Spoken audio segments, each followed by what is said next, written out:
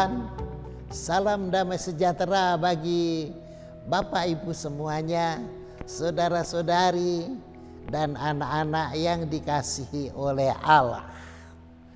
Saya Pendeta Yahya Rohmanu akan menyampaikan renungan firman Allah dalam tema yang berjudul doa sembahyang sebagai pelayanan yang mendasar. Saudara-saudara sekalian, saya akan membaca di dalam Injil Matius pasal 21 ayat yang ke-13, dan berkata kepada mereka, ada tertulis, rumahku akan disebut rumah doa, tetapi kamu menjadikannya sarang penyamun. Saudara-saudara, doa kalau di dalam Kamus Bahasa Indonesia, di sana diterangkan bahwa doa itu adalah berkata-kata dengan Tuhan, menyampaikan permohonan atau harapan kepada Allah. Saudara-saudara sekalian, ada di dalam bahasa aslinya, dalam bahasa Ibrani itu doa ditulis dengan istilah tefilah. Dalam bahasa Yunani ditulis dengan praseukomai. Itu adalah hal yang sangat penting di dalam Alkitab dan di dalam kehidupan manusia. Jadi doa sembahyang sebagai pelayanan yang mendasar itu maknanya adalah bahwa setiap orang itu harus melakukannya. Dan hal itu didukung oleh kenyataan bahwa setiap orang bisa melakukannya. Apakah dia orang berpendidikan tinggi atau orang yang tidak berpendidikan, bahkan buta huruf sekalipun, bisa berdoa. Masalah yang sering terjadi adalah ada orang-orang yang malas berdoa. Tetapi kalau seandainya mau, pasti orang bisa berdoa. Jadi itu sebabnya maka setiap orang harus melayani Tuhan dengan berdoa. Karena setiap orang bisa melakukan. Dan indahnya lagi adalah bahwa doa itu adalah merupakan pelayanan yang mendasar. Jadi semua orang bisa melakukannya. Kalau pelayanan musik, mungkin hanya sebagian orang yang bisa melakukannya. Pelayanan pujian, mungkin hanya sebagian orang yang bisa melakukannya. Memimpin menyanyi, memimpin puji-pujian, memimpin paduan suara, atau mengoperasikan alat-alat penunjang di dalam ibadah. Itu juga merupakan pelayanan-pelayanan. Tetapi tidak semua orang bisa melakukannya. Tetapi kalau berdoa, semua orang pasti bisa melakukannya.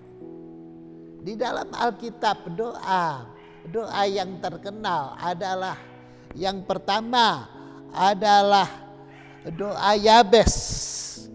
Doa Yabes itu tertulis di dalam kitab 1 Tawarikh pasalnya yang ke-4. Dalam perikop yang berjudul keturunan Yehuda dari cabang lain, Yabes lebih dimuliakan daripada saudara-saudaranya. Nama Yabes itu diberi ibunya kepadanya, sebab katanya, aku telah melahirkan dia dengan kesakitan. Yabes berseru kepada Allah Israel, katanya, kiranya engkau memberkati aku berlimpah-limpah dan memperluas daerahku, dan kiranya tanganmu menyertai aku dan melindungi aku daripada malapetaka, sehingga kesakitan tidak menimpa aku. Dan Allah mengabulkan permintaannya itu.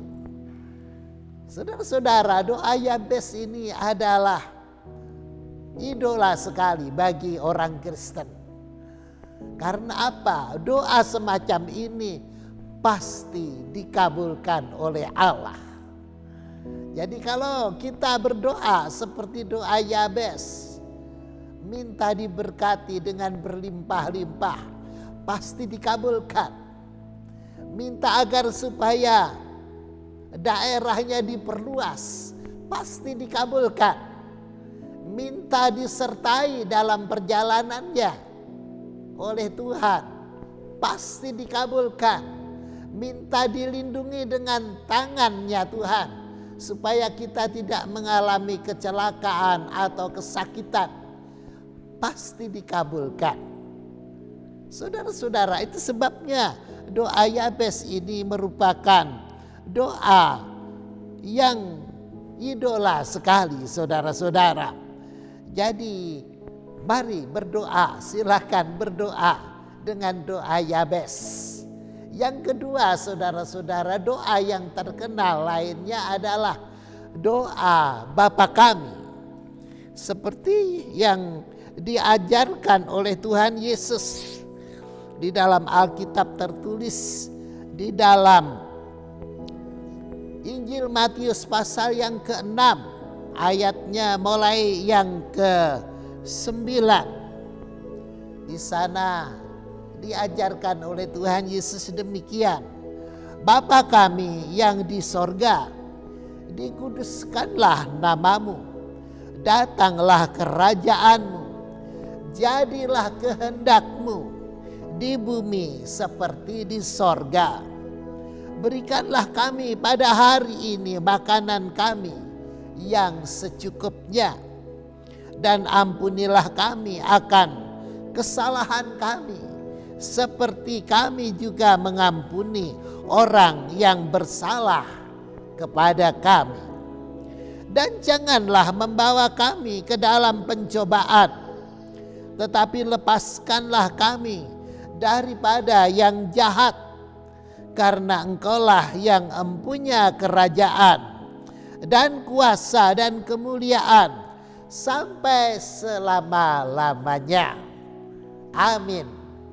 Saudara-saudara sekalian, jadi ini adalah doa-doa yang terkenal. Berikutnya ada lagi yang terkenal, yaitu doa syafaat. Doa syafaat itu adalah mendoakan seseorang, mendoakan orang lain, mendoakan suatu bangsa, mendoakan suatu kebutuhan. Itu adalah doa syafaat, saudara-saudara.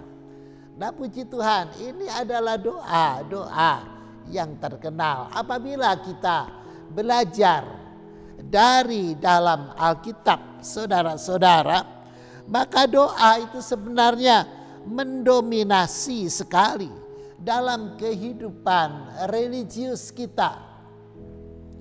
Yang pertama, sembahyang atau berdoa. Walaupun sebenarnya ada perbedaan antara kedua istilah ini, saudara-saudara. Yang dinamakan berdoa itu tadi sudah disebutkan adalah permohonan-permohonan, pengharapan, permintaan yang disampaikan kepada Allah. Tetapi yang namanya sembahyang itu, di sana hampir tidak ada permohonan, hampir tidak ada permintaan. Yang ada adalah pemujaan. Pemujaan kepada Allah, pengagungan kepada Allah. Itulah penyembahan.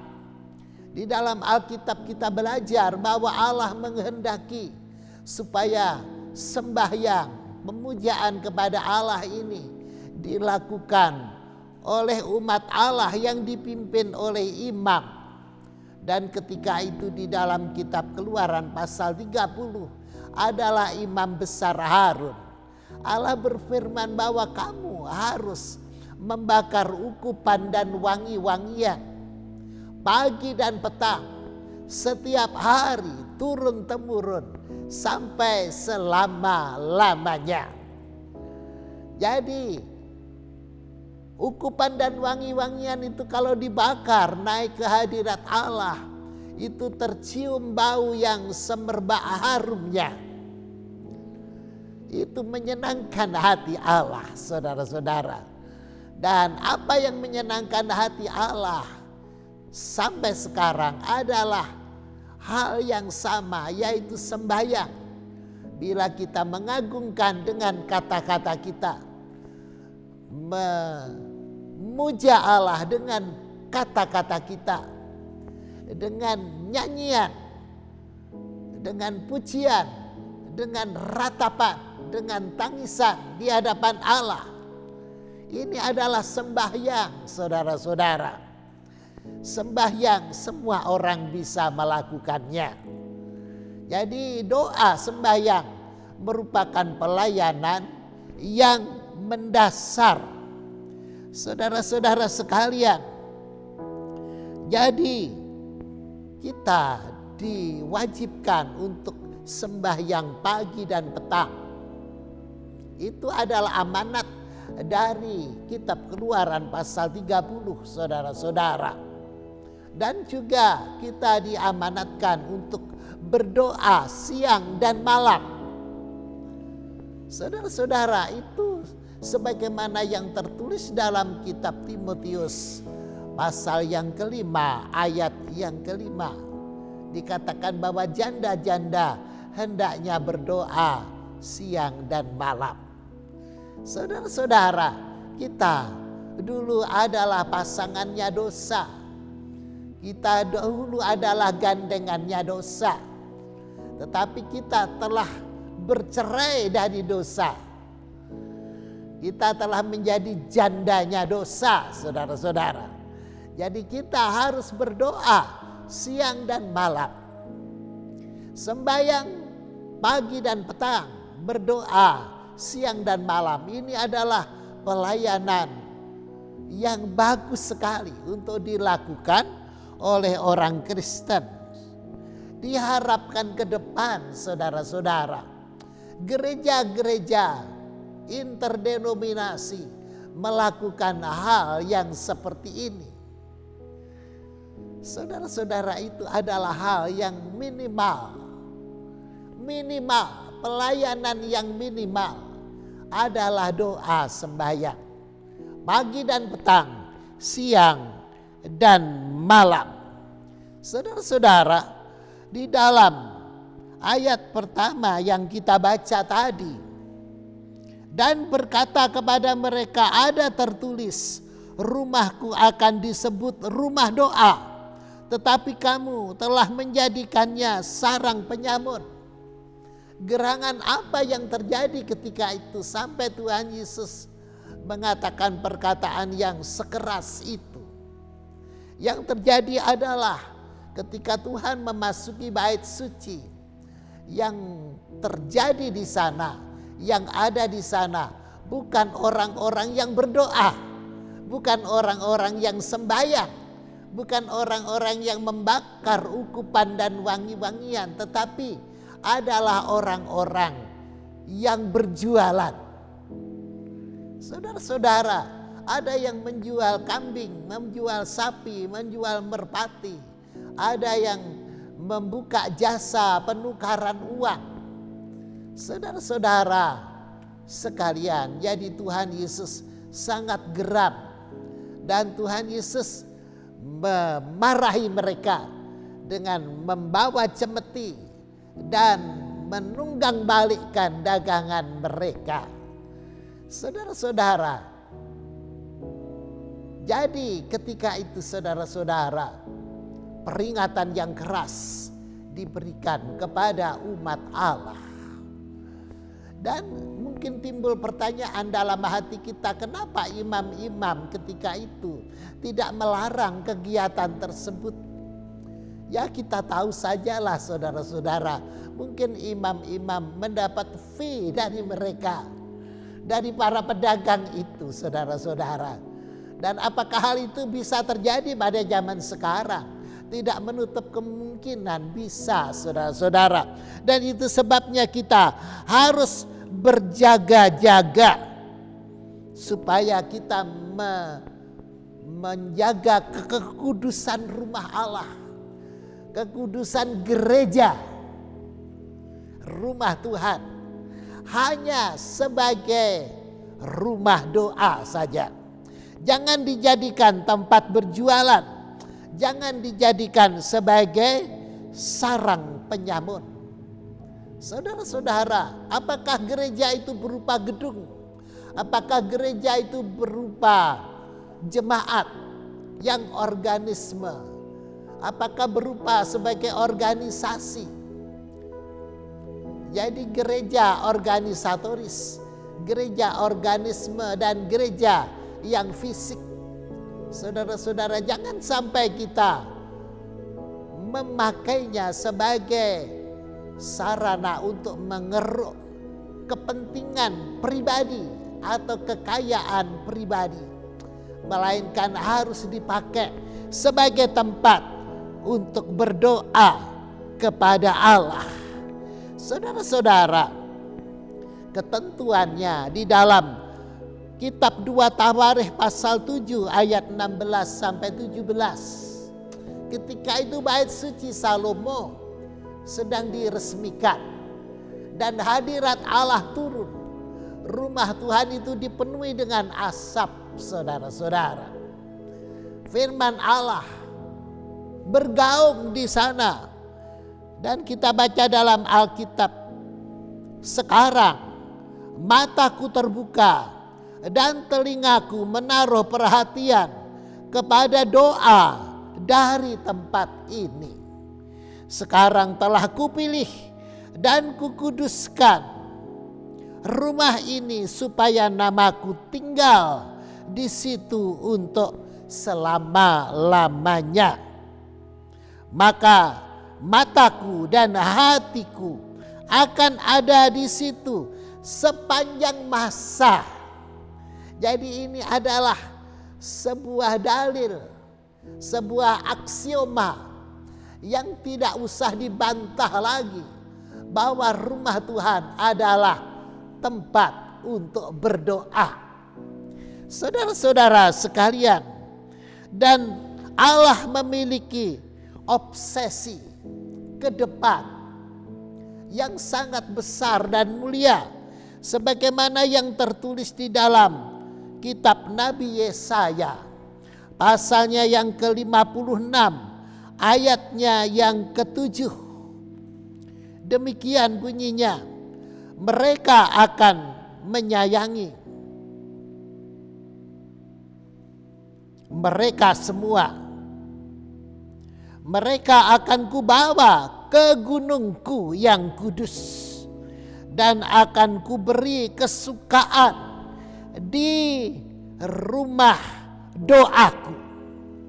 Aku akan berkenan kepada korban-korban bakaran dan korban-korban sembelihan mereka yang dipersembahkan di atas mezbahku. Sebab rumahku akan disebut rumah doa bagi segala bangsa. Puji Tuhan, saudara-saudara. Jadi kita belajar dari sini bahwa di dalam rumah Tuhan yang akan datang akan terjadi fenomena seperti itu. Korban-korban persembahan dipersembahkan kepada Allah. Walaupun faktanya sekarang, saudara-saudara, bait suci tidak ada lagi, saudara-saudara. Hanya tinggal tembok ratapan saja yang panjangnya tidak lebih dari setengah kilometer, saudara-saudara. Di tempat mana bangsa Yahudi meratap, menangis di tembok penangisan itu. Jadi bait suci tidak ada lagi. Bait suci yang pertama, yang kedua tidak ada lagi. Dan yang ketiga bagaimana, saudara-saudara? Yang ini masih merupakan suatu tanda tanya, saudara-saudara. Tetapi mungkin sementara saya berpendapat bahwa tempatnya di Yerusalem atau di tempat yang rahasia, juga mungkin bentuknya fisik atau virtual. Kiranya hanya Allah sendiri yang mengetahuinya. Karena bila kita pikirkan, saudara-saudara, secara akal pikiran, dengan didukung oleh berbagai sumber dan fakta yang ada, tampaknya hal itu sulit sekali. Pembangunan bait suci yang ketiga sulit sekali, tetapi bagi Allah tidak ada perkara yang mustahil. Namun firman Tuhan tidak pernah gagal. Rencana Allah tidak pernah batal. Bahwa di kemudian hari Tuhan akan menyediakan rumah doa bagi segala bangsa. Oleh sebab itu jangan ketinggalan, saudara-saudara. Kita mulai dari sekarang. Banyak sembahyang, banyak berdoa di dalam rumah Tuhan.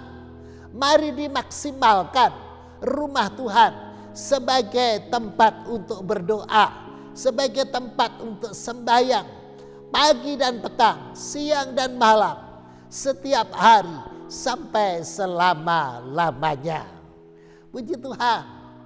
Tetap optimis, saudara-saudara, tetap melayani dengan doa sembahyang.